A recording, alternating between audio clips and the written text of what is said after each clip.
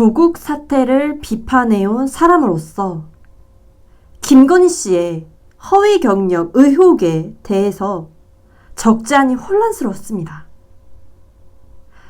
윤석열 후보는 공정과 상식을 표방하며 출마하지 않았습니까?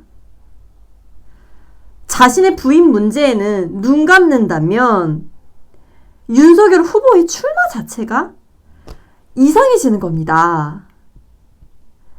그런데 말입니다. 조국 부인 정경심 사례와 윤석열 부인 김건희 사례는 과연 같은 선상에 있는 걸까요? 오늘의 뉴스를 읽어드리는 최부시계 언론의 MZ세대 기자 임조은 기자 그리고 지방이입니다.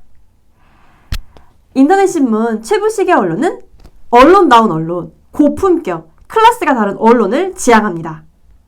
잊지 말고 좋아요, 구독 등을 꾹 눌러주세요. 오늘 소개하는 글은 20대 강원농객 박인규 씨가 쓴 정경심 사례와 김건희 사례입니다. 조국 사태를 비판해온 사람으로서 김건희 씨 허위 경력 의혹에 대해서도 적잖이 당황한 게 사실입니다. 공정과 정의를 표방하며 출마한 윤석열 후보의 출마 자체가 무색해지기 때문입니다. 하지만 아무리 생각해봐도 정경심과 김건희는 다르게 비판받아야 한다는 생각이 듭니다. 김건희 씨를 두둔하려는 뜻은 아닙니다. 하지만 같지 않은 걸 같다고 볼 수는 없습니다. 제가 볼 땐 정경심이 훨씬 더 큰 문제가 있고 책임이 있습니다. 우선 법에 접촉되는 대학 업무 방해죄 적용 여부입니다. 정경심 씨는 동양대 표창장을 위조해서 부정하게 자녀의 입학을 도왔고 대학 관계자의 업무를 방해했습니다. 김건희 씨는 수원 여대 등 이력서에서 자신의 직위나 근무 경력을 부풀려서 강사 등으로 재직했습니다. 둘의 사례는 비슷한 것 같지만 다릅니다. 정 씨의 사례는 정 씨가 이미 표창장을 위조해서 첨부한 것이기 때문에 당시 대학에서는 첨부의 표창장과 진위 여부를 따지는 게 어려웠습니다. 하지만 김 씨의 사례는 해당 대학이 학위증, 수료증 등을 제출받아서 확인했다면 얼마든지 걸러낼 수 있는 것입니다. 김 씨의 사례를 두고서 해당 대학 관계자들이 속았다, 업무를 방해받았다 하지는 않았습니다. 게다가 김건희 씨와 관련된 대학들은 대부분 지방에 있거나 소위 알려진 대학들도 아닙니다. 그런데 대학에서는 좋은 강사를 모시는 것도 현실적으로 쉽지 않습니다. 강사료 등 조건에 비해 여비와 시간이 더 들어가기 때문입니다. 또 당시에는 시간 강사 자리가 사람을 내정해 놓고 뽑는 경우도 적지 않았습니다. 겸임교수라는 것도 대외적인 명칭이었을 뿐 시간 강사였습니다. 만약 김 씨가 그런 경우에 속했다면 이력서 제출은 요식행위에 불과했을 수 있고 그 과정에서 김 씨의 말대로 돋보이고자 하는 욕심에 경력이 과다하게 부풀려진 것입니다. 김 씨 행위를 두둔할 생각은 없지만 대학이 업무를 방해받았다고 보이지는 않습니다. 또 하나는 예상되는 기대 이익에 관한 것입니다. 정경심 표창장 얘기만 나올 때면 지방대 표창장으로 어떻게 대학을 가냐는 사람들이 있습니다. 하지만 해당 전형에서 대학 총장 이상급의 상장은 가점을 부여했을 것으로 압니다. 따라서 그 가점을 받기 위해서라도 지방대 표창장은 필요했습니다. 게다가 표창장 하나만이 아닙니다. 하지도 않은 인턴을 했다고 기재했습니다. 대학을 잘 보내고 싶어서 자신의 인맥을 들여 짬짬이 한 겁니다. 이게 대입에서도 그랬고 의전원 입시에서도 그랬습니다. 반면 김건희 씨는 입시 비리는 없었습니다.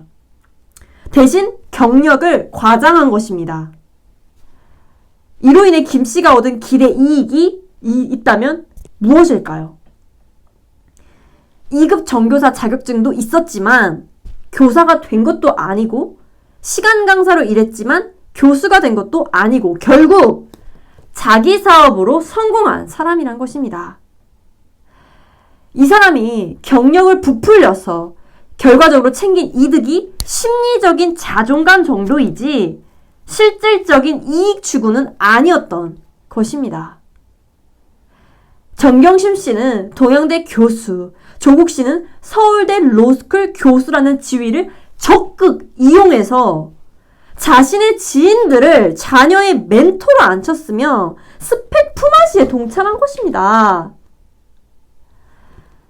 한영 외고에서는 의뢰 있는 일이라 대수롭지 않게 여겼다고 해명했지만 양심적 지식인을 자처한 조국으로서는 제 얼굴에 침을 뱉는 행위입니다.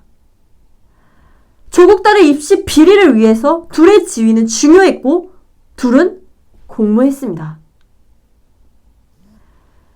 반면 김건희 씨는 윤석열 후보를 만나기 전에 그러한 일들을 했습니다. 당연히 남편의 지위를 활용해서 본인이 이득을 본 게 없습니다. 결혼 전 사생활일 뿐더러 남편에게 알린 바 없다면 남편 역시 이를 책임질 하등의 이유는 없습니다. 김건희 씨는 대통령 후보의 아내이기 때문에 결국 사과했습니다. 윤석열 캠프 측이 배포한 팩트체크 자료를 볼 때 그도 억울한 면이 적지 않습니다.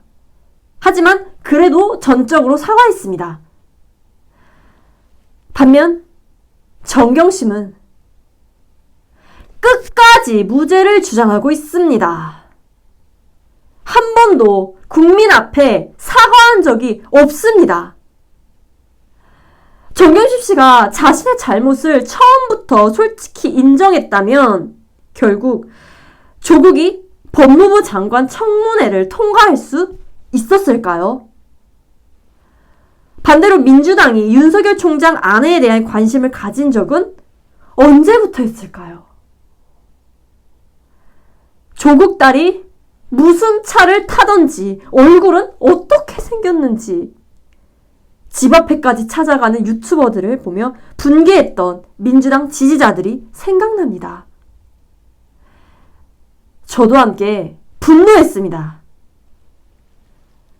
하지만 이제는 유흥접게던 줄리가 어쩌고 저쩌고 개인을 성희롱하는 말들과 문구, 벽보 등이 심심찮게 돌아다닙니다. 이건 정말 아니지 않습니까? 그러면서 여성 인권을 얘기할 자격이 있습니까? 게다가 한동안 조국을 옹호하다가 김건희 비판을 위해서 은근슬쩍 조국은 내로남불 대명사라고 인정해버린 민주당 정치인들의 모습은 비겁하다 못해 간사합니다. 여러분도 그렇게 느끼지 않습니까? 구독과 좋아요는 큰 힘이 됩니다. 그리고 언론다운 언론 최고식의 언론으로 들어오십시오. 검색창에 최고식의 언론을 입력하시면 됩니다. 좋은 하루 되십시오. 임종은 기자와 지방이었습니다.